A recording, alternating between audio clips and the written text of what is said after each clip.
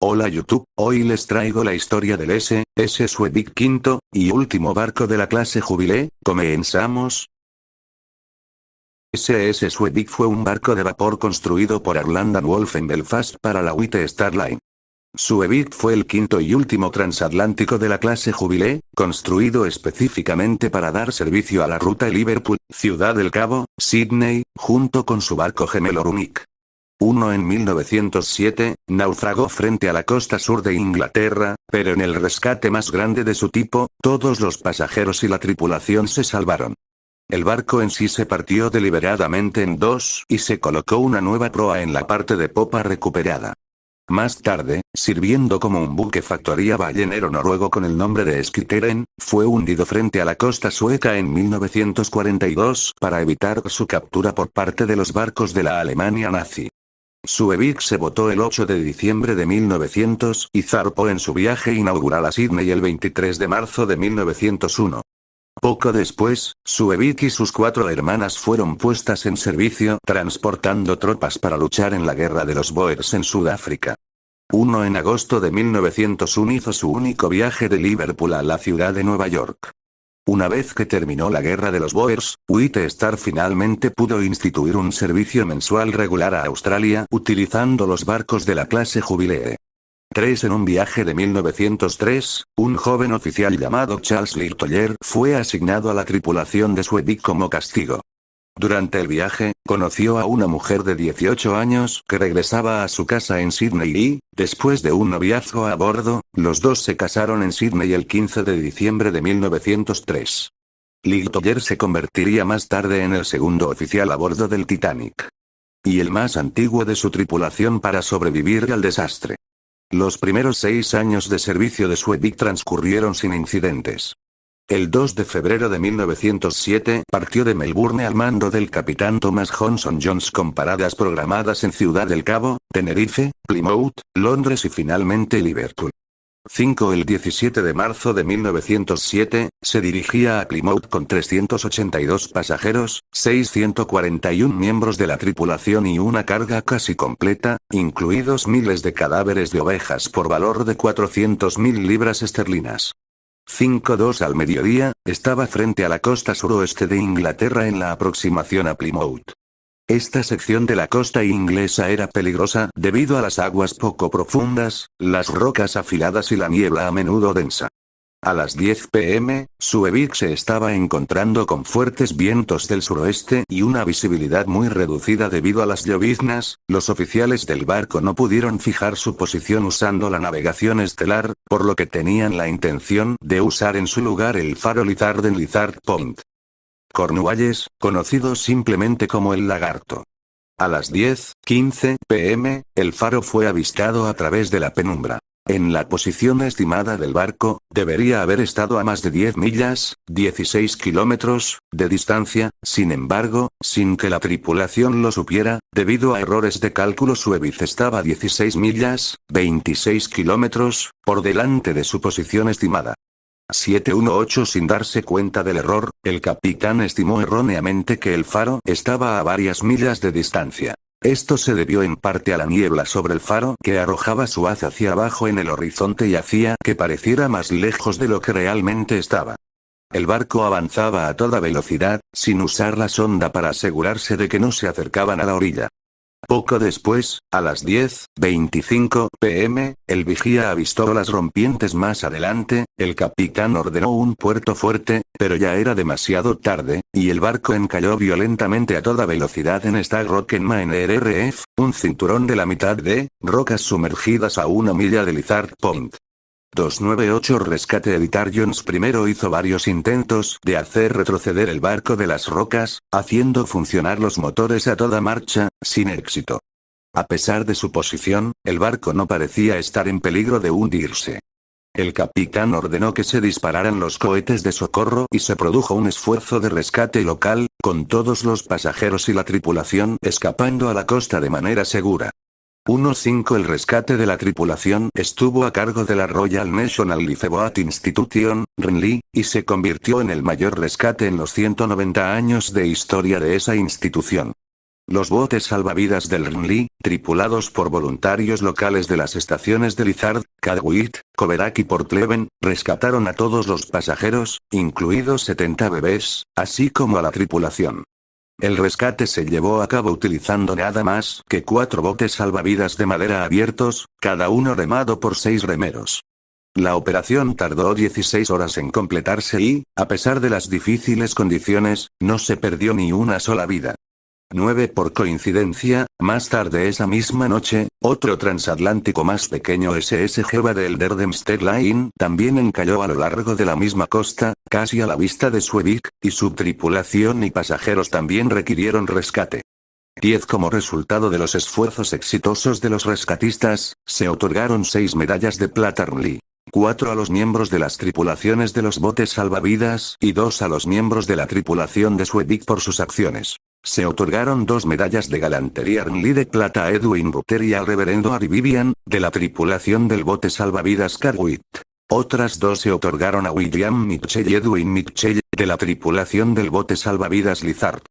2 más fueron otorgados a George Anderson y William Bill Adams de la tripulación de Suevik. 11 En marzo de 2007 se llevó a cabo una ceremonia para conmemorar el centenario del rescate. La sección de proa sufrió graves daños, pero no irreparables, y el resto del barco, incluidas las calderas y los motores, no sufrió ningún daño. 5 Se determinó que si se podía aligerar el barco, la marea lo levantaría del fondo y se podría navegar hasta el puerto. Con esto en mente, 3 días después, el 20 de marzo, la carga se descargó en pequeños cargueros costeros. Inicialmente, parecía que el intento tendría éxito, pero, una semana después de que varios otros barcos intentaron sacar a Suevik de las rocas, el clima se deterioró y las olas la llevaron más lejos hacia la costa, de donde no se podía mover. Con la proa ahora irremediablemente atascada y la amenaza de un clima aún peor que podría destruir completamente el barco, muchos hombres experimentados en salvamento creyeron que el único curso de acción era abandonar a Suevik a su suerte. Sin embargo, la Asociación de Salvamento de Liverpool y Glasgow, actuando en nombre de White Star Line, sugirió un método poco ortodoxo de salvamento del barco. Como los 400 pies, 120 m, traseros de la eslora del barco no sufrieron daños y esta parte contenía las calderas, los motores y el alojamiento de los pasajeros, creyeron que valdría la pena intentar salvar la mitad de popa del barco cortándolo en 2 y separando del arco empalado. White Star decidió que este era un riesgo que valía la pena ya que, si tenía éxito, reconstruir el barco sería una opción más económica que construir un barco de reemplazo. Suevik, al igual que otros transatlánticos White Star, había sido dividido en compartimentos estancos por mamparos estancos que podían, si mantenían su integridad, permitir que el barco permaneciera a flote incluso si estuviera dividido. Los ingenieros seleccionaron un punto justo detrás del puente para cortar el barco en 2. Como el oxiacetileno no estaba disponible en 1907, esto tuvo que lograrse detonando cargas de dinamita cuidadosamente colocadas. El trabajo para colocar las cargas explosivas fue peligroso y tomó varios días, ya que solo los buzos podían realizarlo durante la marea alta o baja cuando había poco movimiento de marea. El movimiento fue un éxito y el 2 de abril la mitad de popa del barco flotó libre. El mamparo hermético expuesto permaneció seguro, y Suevik fue capaz de navegar por sus propios medios, en reversa y guiada por remolcadores, a Southampton. La proa dañada se dejó en las rocas para que las rompieran las olas y los lugareños la recogieran. Lo que quedaba de la proa fue roto por las fuertes olas en la noche del 9 al 10 de mayo de 1907. La popa del Suevik fue llevada primero al Test Quay de Southampton, donde atracó el 4 de abril y atrajo una gran cantidad de gente y publicidad. 2 días después, fue llevado a dique seco en el dique seco de Trafalgar, propiedad de Harland y Wolff, donde se realizaron trabajos preliminares de reparación. Luego, White Star ordenó una nueva sección de proa de 212 pies, 65 m, de Harland and Wolff en Belfast, que era un poco más larga que la original para permitir un injerto adecuado. La nueva proa se botó de cabeza el 5 de octubre de 1907. En aquella época se decía popularmente que Suevik era el barco más largo del mundo, con la proa en Belfast y la popa en Southampton. El nuevo arco llegó el 26 de octubre. A mediados de noviembre estaba en posición y se unía al resto del barco. También se emplearon hombres de los constructores navales, Hitton y Croft, en Southampton para ayudar a la fuerza laboral de Harland and Wolff a reconstruir su Evic lo más rápido posible. La proa encajaba bien, un testimonio de la artesanía de los carpinteros de barcos de Harland and Wolff. 3 meses después, el 14 de enero de 1908, después del esfuerzo de reconstrucción de barcos más grande jamás realizado, el Suevic se completó y volvió al servicio. 213 Mientras se realizaba la reconstrucción, el capitán de Suevic, el capitán Jones, fue declarado responsable de su naufragio en el Tribunal de Investigación y se suspendió su certificado de competencia durante 3 meses, aunque el viaje había sido el último antes de su jubilación. Cuando comenzó la Primera Guerra Mundial, muchos barcos británicos fueron obligados a participar en el servicio de guerra. La capacidad de transportar carne congelada en sus bodegas refrigeradas hizo que los transatlánticos de la clase Jubilee se dejaran en servicio comercial para que pudieran llevar provisiones para el esfuerzo bélico, aunque también transportaban tropas en su ruta normal. Suevic hizo una carrera de guerra dedicada, en marzo de 1915, llevando tropas británicas a Mudros, como parte de la campaña de los Dardanelos. Desde ese momento, hasta 1919, Suevic operó bajo el esquema de solicitud de transatlánticos de la Royal Navy en lugar de bajo la administración de White Star, aunque continuó con su ruta comercial a Australia. En el servicio militar, se la conocía como Transporte Militar Australiano Contratado, MATA 29 Suevic y realizó varios viajes. Posguerra Después de la guerra, White Star reacondicionó Suevic en 1920, modernizando su alojamiento para pasajeros que se reconfiguró para transportar 266 pasajeros de segunda clase, después de lo cual regresó al servicio australiano con sus hermanas restantes Medic, Persic y Runic, su cuarta hermana Africa había sido perdido en la guerra. En marzo de 1924, completó su viaje número 50 en esa ruta. A fines de la década de 1920, White Star comenzó a retirar del servicio los barcos de la clase Jubilee. Suevic continuó en servicio con White Star hasta que se retiró en 1928. En octubre de 1928, White Star la vendió a Finnva-la-S de Tonsberg, Noruega, de Ingvar Vistendal, por 35.000 libras esterlinas. La renombraron Skitteren y la enviaron a Germania Werft en Kiel para convertirla en un buque factoría ballenero. La conversión involucró la instalación de una rampa de popa, mediante la cual los cadáveres de ballenas podrían ser transportados a la cubierta, y la instalación de tanques con capacidad para 80,000 barriles de aceite de ballena. Skitteren luego fue empleado en la flota ballenera antártica cuando Alemania invadió Noruega en la Segunda Guerra Mundial. Skitteren fue internado en el puerto neutral de Gotemburgo, Suecia, con varios otros barcos noruegos en abril de 1940. El gobierno noruego en el exilio reclamó estos barcos como de su propiedad, lo que fue impugnado por el colaboracionista Nasjonal Samling. Gobierno en la Noruega ocupada. Sin embargo, un fallo judicial favoreció el reclamo del gobierno en el exilio.